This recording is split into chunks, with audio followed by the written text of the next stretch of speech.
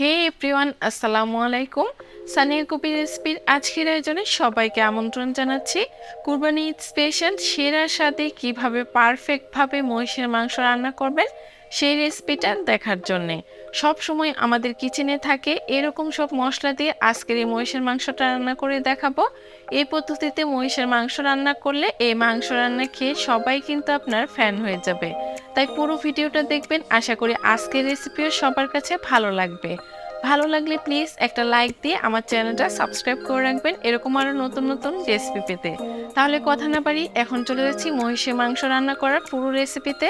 এখানে আমি 1.5 কেজি পরিমাণ মাংস নিয়েছি। মাংসগুলোকে রেগুলার কাট করে কেটে খুব ভালোভাবে ধুয়ে পানি ঝরিয়ে নিয়েছি।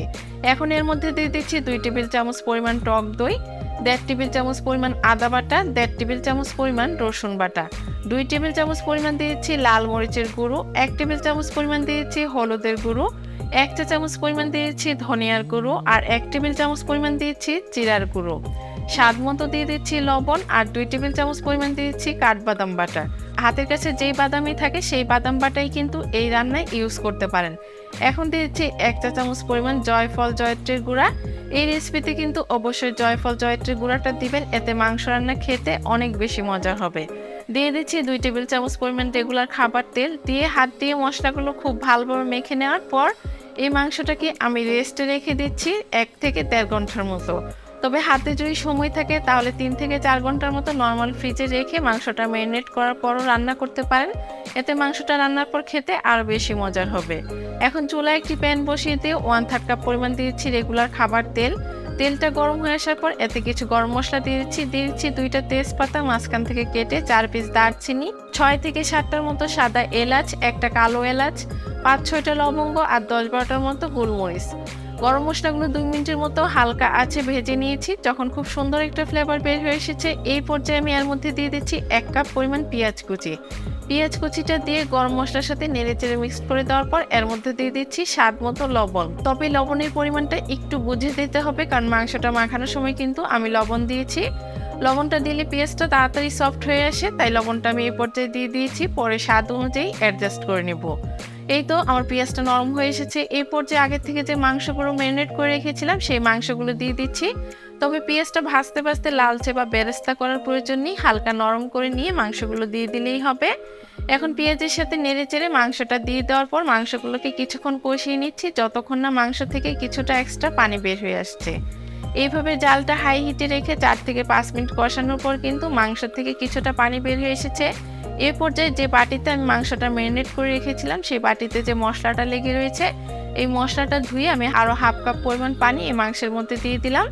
এখন সবকিছু নেড়ে চেড়ে দেওয়ার পর একটা ঢাকনা দিয়ে ঢেকে দিচ্ছি আর অপেক্ষা করছি 30 থেকে 40 মিনিটের মতো। একটা রিকোয়েস্ট থাকলো, যদি এই রেসিপিটা ফলো করে কেউ মাংসটা রান্না করেন তাহলে পুরো ভিডিওটা দেখে মাংসটা রান্না করবেন, এতে আপনাদের যে মাংসের স্বাদটাও কিন্তু একদম পারফেক্ট হবে।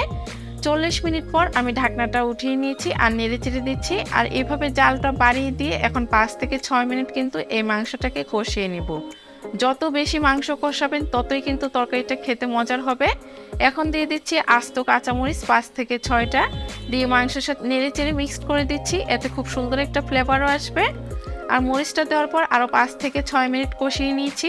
এইভাবে স্টেপ বাই স্টেপ কষিয়ে নেবেন, এতে মশলাটাও অনেক বেশি সফট হবে আর মাংসটাও খেতে মজার হবে। আর মহিষের মাংস সিদ্ধ হতে সময় যেহেতু বেশি লাগে তাই আমি এখন এর মধ্যে আরও 2 কাপ পরিমাণ গরম পানি অ্যাড করে দিয়ে নেড়ে চেড়ে দিয়ে একটা ঢাকনা দিয়ে ঢেকে দিচ্ছি আর মাংসটাকে পুরোপুরি সিদ্ধ করে নিচ্ছি। এতে আমার মাংসটাও পুরোপুরি সিদ্ধ হয়ে যাবে আর ঝোলটাও কিছুটা টেনে যাবে। যে যে পরিমাণ ঝোল খেতে চান সে অনুযায়ী কিন্তু এখানে পানিটা ব্যবহার করবেন। এই তো আমার মাংসটা কিন্তু পুরোপুরি সিদ্ধ হয়ে গিয়েছে, প্রায় আরও 1 ঘন্টা 20 মিনিটের মতো সময় লেগেছে আমার মাংসটা সিদ্ধ করতে।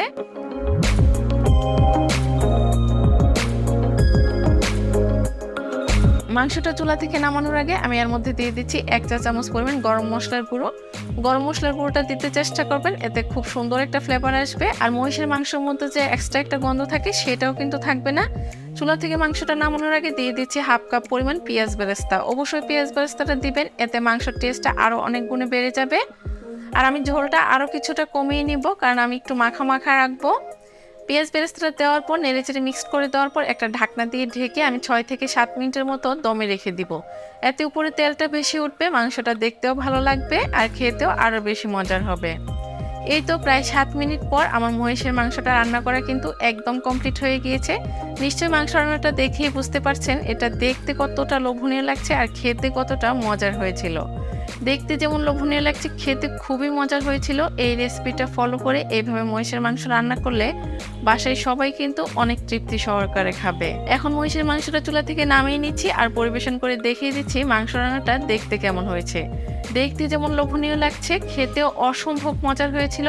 গরম গরম ভাত, রুটি, পরোটা, পোলাও যে কোনো কিছুর সাথে আপনার পছন্দ মতো এটা সার্ভ করতে পারেন। পরিবারের সবাই খেয়ে অনেক বেশি পছন্দ করবে। কেমন লাগলো আজকের এই মাংস রান্না করার রেসিপি অবশ্যই কমেন্টস করে জানাবেন। ভালো লাগলে একটা লাইক দিয়ে ফ্রেন্ডস এবং ফ্যামিলির সাথে শেয়ার করবেন। তাহলে এতক্ষণ ভিডিও দেখার জন্য সবাইকে ধন্যবাদ জানিয়ে আমি এখানেই বিদায় নিচ্ছি।